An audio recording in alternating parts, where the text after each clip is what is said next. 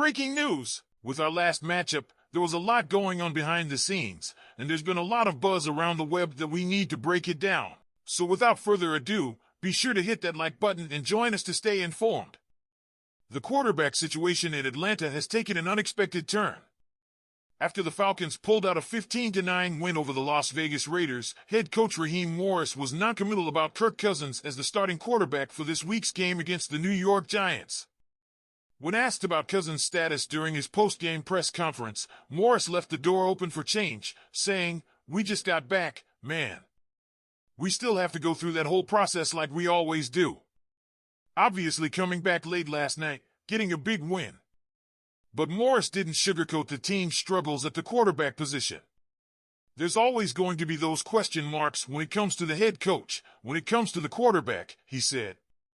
And you have to be really transparent about it. We have to play better. I think that's what needs to be put out there, that we have to play better, and that's what needs to be addressed. That needs to happen so we can find ways to beat our next opponent, which is the New York Giants. This was the first time this season that Morris has publicly wavered in his support for Cousins. Even after a grueling 4-game losing streak during which Cousins threw 8 interceptions and no touchdowns, Morris had previously stood firm, declaring Cousins the starter. But now, with the Falcons teetering on the brink of playoff elimination, the calls for a quarterback change have grown louder. And waiting in the wings is first-round rookie Michael Penix Jr., the highly touted 8th overall pick in April's draft. The Falcons' victory over the Raiders was far from convincing. While the defense shined by forcing key turnovers and blocking 2 punts, the offense struggled to capitalize, scoring just 1 touchdown. Cousins finished the game with a modest stat line, 11 completions on 17 attempts for 112 yards, 1 touchdown, and 1 interception. His lone touchdown, a 30-yard pass to Drake London in the first quarter, was his first since Week 9, ending a 17-quarter drought. Despite the win, the Falcons' passing game managed just 93 total yards, their lowest output of the season. With a 7-7 record, Atlanta remains in the playoff hunt, but their margin for error is razor-thin. They'll likely need to win their remaining 3 games against the Giants, Commanders, and Panthers to secure a postseason berth. The team's playoff hopes hinge on both their performance and their ability to keep pace with the division-leading Buccaneers. While the Falcons hold the tiebreaker over Tampa Bay, they no longer control their own destiny. Morris acknowledged the stakes during his Tuesday press conference but refused to commit to either Cousins or Penix as the starter moving forward. "We talked about bringing in Kirk, giving us an immediate chance to win, and then we talked about going out and finding a young quarterback that's going to take us to the future," Morris explained. "Because we didn't want to have that gap between Matt Ryan and then to the next person that we turned it over to, who happened to be Kirk. That was always the plan. The plan was to let Penix develop behind Cousins, but desperate times may call for a change in strategy." Cousins' recent performances have been marred by turnovers, including a league-high 16 interceptions, 9 of which have come in the last 5 games. Meanwhile, Penix has shown promise in practice, and fans are eager to see what the rookie can bring to the table in a high-stakes situation. For now, Morris remains noncommittal. "We're at the process right now. We're still looking into those things and doing the things that we do as an organization just in general," he said. "You got to win. We're going to do whatever's best for us to win as many games as we can this season. That's just our job.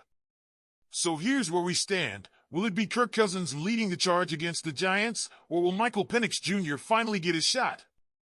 The decision could define not only the Falcons' season but also the trajectory of the franchise's future. What do you think, Falcons fans? Should the team stick with Cousins and his experience, or is it time to unleash the rookie and see what he can do with the playoffs on the line? Let us know your thoughts in the comments below. It wasn't pretty, but a win's a win, right? That 15-9 victory snapped a 4-game losing streak and kept Atlanta's playoff hopes alive. However, it's the decisions made during that game, both by the coaching staff and some standout players, that are generating conversation. Let's start with a curious coaching choice. Why did the Falcons skip field goals and go for punts? Young-Ho Koo, one of the NFL's most reliable kickers, has one 58-yard field goal in his career. However, on the first offensive possession of the game, Coach Raheem Morris elected to punt from a distance where a 55-yard attempt was on the line. The result? a touchback that gained just 18 yards of field position. Coach Morris later admitted that he was very upset with the way the first punt went. But guess what? He doubled down on that strategy later in the game, punting again from a similar distance. This time, the execution was spot on. The Falcons pinned the Raiders inside their own 5-yard line, and the defense pushed forward, forcing a safety. Morris explained his reasoning, saying the team was playing a football-style keep-away game designed to get the Raiders down the field and score touchdowns, something they only managed to do once all night. The special teams had a standout night, with Kaderl Hodge blocking a punt and tipping another, Kevin King blocking an extra point, and Avery Williams providing key returns. It's clear the Falcons relied heavily on field position and defensive dominance rather than putting the game in Koo's hands. Speaking of big moments, let's move on to Drake London. This guy continues to prove why he's a rising star in the NFL. Despite the Falcons' ongoing struggles in the passing game, London made a big impact. His first quarter touchdown, a gorgeous 30-yard catch on a slick double move, was the only touchdown scored by either team. That reception marked his 5th consecutive primetime game with a touchdown, tying the longest active streak in the NFL over the past decade. London's numbers for the night? 3 catches on 3 targets, 53 yards, and that crucial touchdown. While it's great to see him making the most of his opportunities, 3 targets isn't enough for a player of his caliber. If the Falcons want to remain competitive in these final games, getting London more involved has to be a priority. Despite the quarterback's inconsistent play over the past month, London is putting up impressive numbers. He's now just 81 yards shy of his first 1,000-yard season, with 78 catches and 7 touchdowns. If he can find the end zone one more time this season, he'll double his all-time touchdown reception record. Not bad for a guy playing in a struggling offense.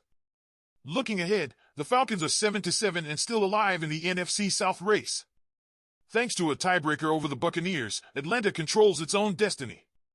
If the Falcons win, with games against the Giants, Commanders, and Panthers, they will take the division crown and clinch a playoff berth. It's a tall order, but the road is clear. The question now is whether Raheem Morris and this team can make the right choices down the stretch. Was punting instead of relying on Koo the right move? Can London and the offense step up in critical moments? And most importantly, can the Falcons string together 3 straight wins when it matters most? That's where I want to hear from you, Falcons fans. What do you think of Morris' decision to lean on field position instead of going after points? Is London the key to unlocking this offense, or are the quarterback struggles limiting what this team can do? Leave your thoughts in the comments and let's get the debate started. And don't forget to like this video and subscribe to the channel for more updates, insights, and exclusive Falcons content. Together, we'll ride this roller coaster of a season to the finish line. Thanks for watching, and as always, rise up.